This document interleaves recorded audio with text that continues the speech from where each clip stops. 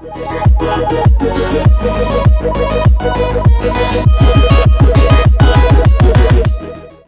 it's Min from The Art of Verbal War, where people learn to excel in verbal skills.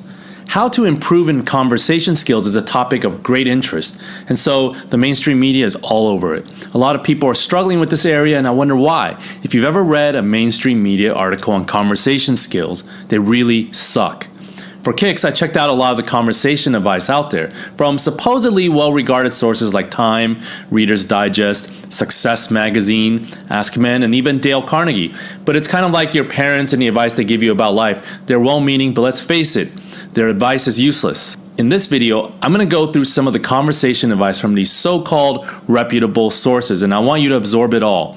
And then I'm going to explain why you should forget all about it. So let's just get to some examples. Number one, this is from Dale Carnegie, the famous self-improvement author, and one that a lot of people have heard of. Be interested in other people. Here's a side note. Did you know that Dale Carnegie is not related to the tycoon Andrew Carnegie of Carnegie Hall fame? I didn't either. I just found that out. Anyhow, Dale Carnegie was not necessarily wrong about this advice, but what's even more important than being interested in others is also being interesting yourself and learning how to give value. When you focus on solely being interested in other people, you're actually being a value sucker. You are like someone who's broken their leg using the other person as a crutch for your own conversational deficiencies. Number two, this is from Reader's Digest.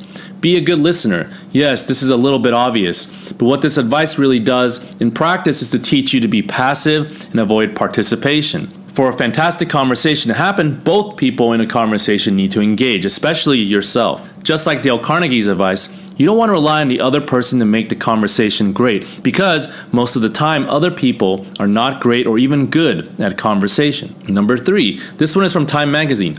Get them talking about what interests them. Okay, this is not bad advice, and you certainly want to allow people to do that. But like Dale Carnegie and Reader Digest advice, it's very passive. Again, this advice doesn't really teach you anything about how to become better at conversation yourself. Number four, this is from Fast Company. Lead with a compliment like, "Your shoes are so cute."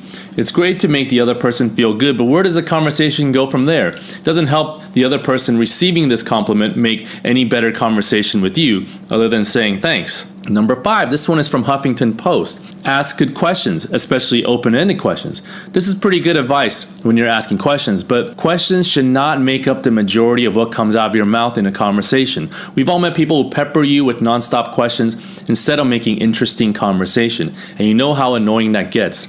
Questions don't equal interesting conversation.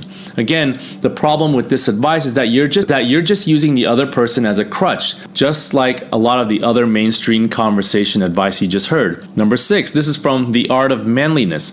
Use acronyms such as FORM so you can remember what to talk about.